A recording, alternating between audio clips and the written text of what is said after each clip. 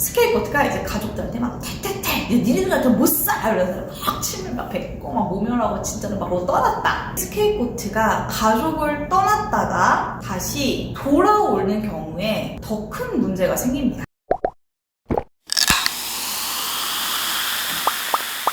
코디펜던트가 가족을 탈출하는 것은 굉장히 많은 시간이 흘렀을 때 일어납니다. 빨라 한 30대 초반? 이때 코디펜던트들이 가족을 탈출을 하기 시작합니다. 만약에 코디펜던트가 가족을 탈출하려고 한다거나 또 좀 나의 이런 바운더리를 좀 세팅하려고 하면 가족들이 굉장히 화를 냅니다. 무너뜨리려고 하고 침범하고 죄책감을 씌웁니다.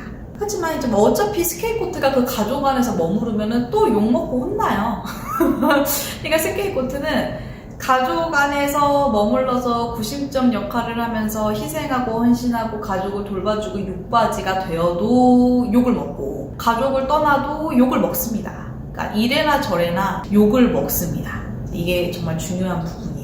스케이트보트가 가족을 떠나는 게 이제 보통은 한 30대는 되어야지 일어나는 일이에요. 왜냐면 사실 30대가 되어야 뭔가 이렇게 내 상황도 좀 객관적으로 볼 수가 있고 또 어떤 취업이나 결혼을 통해서 가족을 떠날 수 있는 기회도 찾아오게 되고 그러는 것 같아요. 스케이트보트가 이제 가족들한테 막 태태태 니네들한테 못 살아 이러면서 막 침을 막 뱉고 막 모멸하고 진짜로 막 떠났다. 스케이트보트가 예를 들어서 진짜 떠났어요. 막 일을 갈고 뭐 내 니들 참나봐라. 무슨 일이 벌어질까? 일단 첫 번째로는 당연히 후버링이 들어올 겁니다. 스케이트보트를 불러오기 위한 굉장한 노력을 할 겁니다.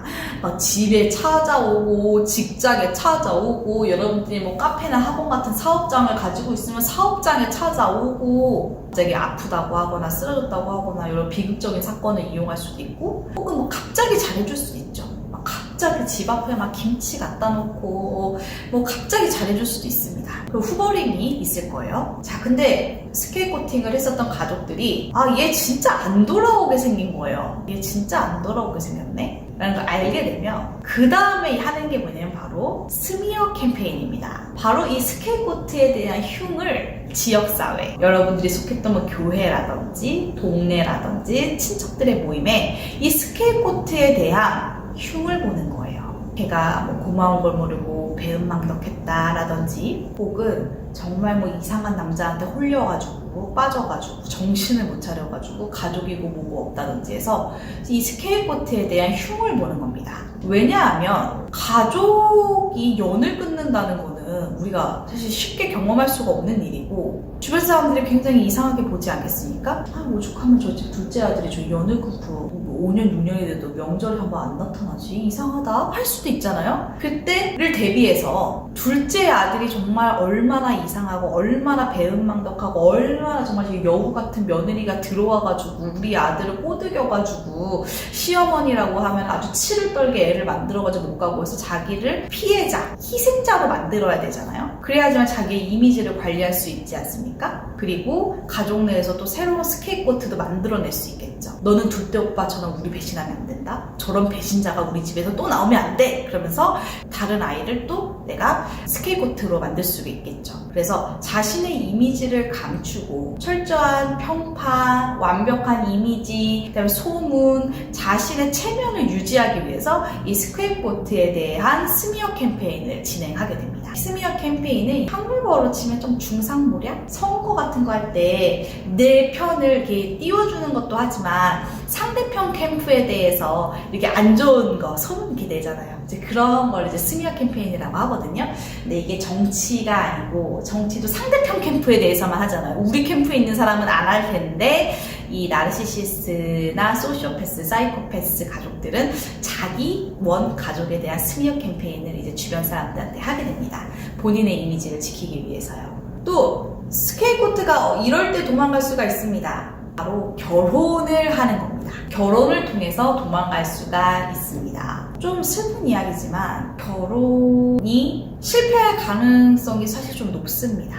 그래서 결혼을 했을 때 실패해서 이혼해서 다시 원 가정으로 돌아오거나 혹은 뭐 유학을 갔다가 돌아오거나 다른 지역에 취업을 했다가 돌아오거나 그러니까 스케이트보트가 이 가족을 떠나야겠다라고 마음을 먹어서 떠났는데 그게 실패해서 원가정으로 돌아올 수가 있습니다. 그쵸? 그럴 수 있겠죠. 우리가 스케이트보트가 아니더라도 누구나 그렇지 않습니까? 뭐 타지에서 취업을 했다가 한 1, 2년이나 뭐 2, 3년 일했다가 다시 돌아올 수도 있는 거고, 또 대학을 다른 지역으로 갔다가 졸업하면 또 다시 고향으로 올 수도 있는 거고. 그런데 이런 스케이트보트가 가족을 떠났다가 다시 돌아오는 경우에 더 큰 문제가 생깁니다. 자, 스케이트보트가 용기를 내서 뭐 해외에 취업을 하건 뭐 어학연수를 가건 결혼을 하건 다른 지역으로 막 나는 분명히 우리 동네에 있는 국립대 가라고 했는데 반항해가지고 다른 지역으로만 대학을 가건 어떤 방식으로든 이런 독립을 강행한 스케이트보트를 가족들은 위협의 존재로 봅니다.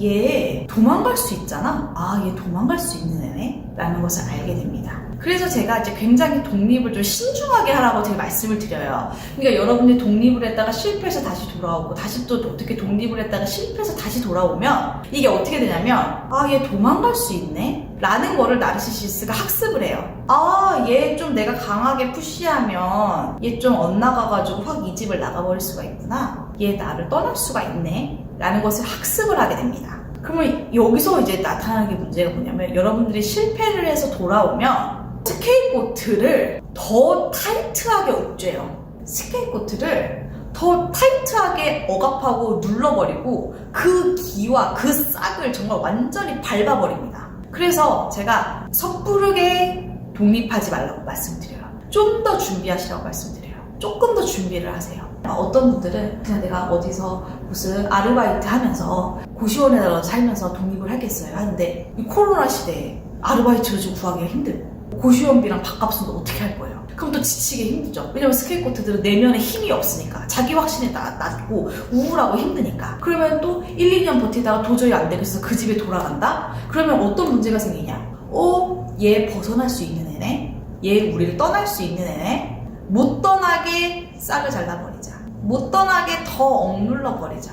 못 떠나게 얘를 더 옥죄어 버리자고 생각합니다. 그래서 한번 탈출에 성공했다가 다시 돌아온 스케이트보트는 그 전보다 더 힘든 생활, 더 비교할 수 없는 고통을 당하는 경우가 많습니다. 그래서 반드시 여러분들께서 독립을 하실 때에는 신중하게 철저한 준비, 그리고 어느 정도 준비가 끝난 다음에는 다시 돌아오지 않겠다는 각오를 반드시 하신 다음에 되도록이면 한 번에 성공하시는 것을 추천드리고 싶습니다. 그래서 여러분들의 성공적인 독립을 언제나 응원드리고요. 다음 영상에서는 이번 영상에서 얘기했었던 도대체 왜 결혼은 왜 실패하는가? 좀 결혼에 대한 이야기를 나눠보겠습니다.